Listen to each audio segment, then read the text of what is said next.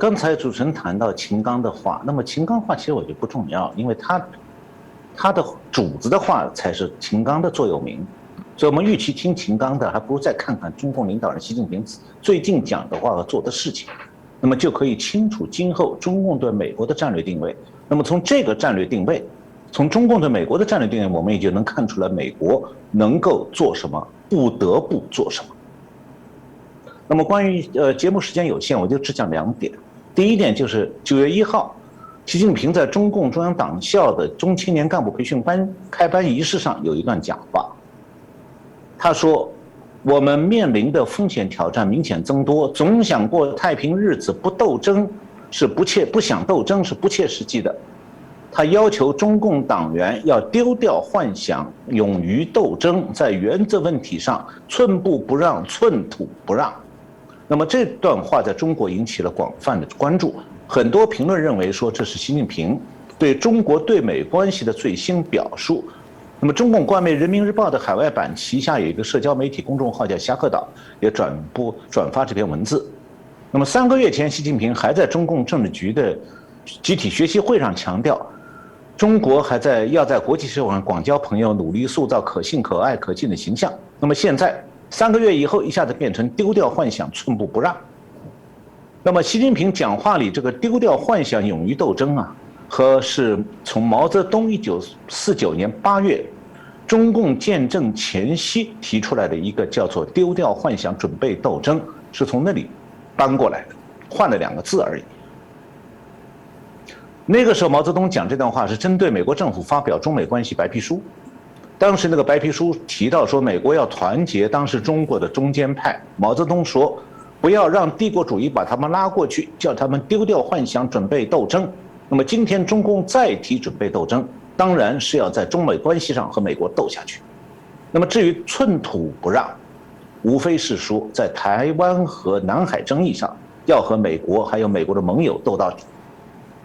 那么中共到底要怎么斗？我们可以看看军事层面，这今天我讲的第2点。9月6号，中共的外宣官媒多维新闻用中国发禁令或射洲际核导弹，美国间谍机连日抵近侦察作为标题，做了这样一些报道。他说，9月5号，长期跟踪中国军事动态的法国军事网站东方钟摆，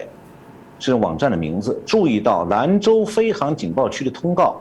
把在内蒙古阿拉善左旗杰兰泰镇发射导弹，落点在新疆民丰县，直飞距离是2000公里。据公开信息，杰兰泰附近有解放军的导弹测试基地和洲际导弹发射井。这个报道中下面这段话更值得关注。他说，中国现役的3种洲际导弹射程均超过1万公里，能够直接威胁到美国本土。长期以来，中国采取核模糊政策，外界对中国核弹头数量猜测一直在200到300枚之间徘徊。但随着美国的持续战略施压以及新冠疫情带来的死亡60万人，并未损伤美国的战略承受力，中国有必要改进这种核战略。这段话什么意思？我分析呢有4层意思。首先，中共的洲际导弹始终以打击美国为主要目标。其次，中共过去的核弹头储备数量不公开，保持一种核模糊政策，是不愿意引起美国的注意。第三，那么现在中共是要改变核模糊政策，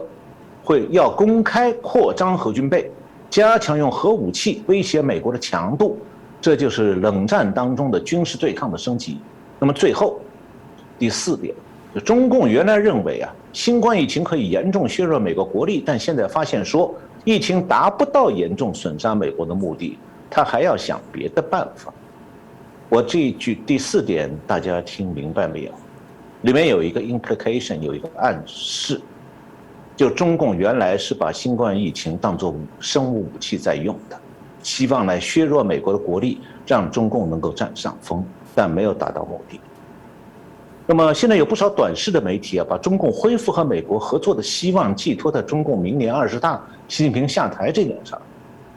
那么我们以前节目里分析过，如果了解中共最高领导人的权力是怎么形成的、怎么稳定的，也就是依靠他对其他高干的这个警卫、通讯和保健的监控制度，所以指望习近平下台是镜花水月了。那么中共明年是可能换总理的，但是这个不会改变对中美关系的基本方略。那么在中共这样的咄咄逼人的威胁面前，其实拜登的选择空间是变得越来越小。拜登是已经尝试了反复派高官的中国协商，希望呢能够这个分别在一些具体的领域里头建立合作关系，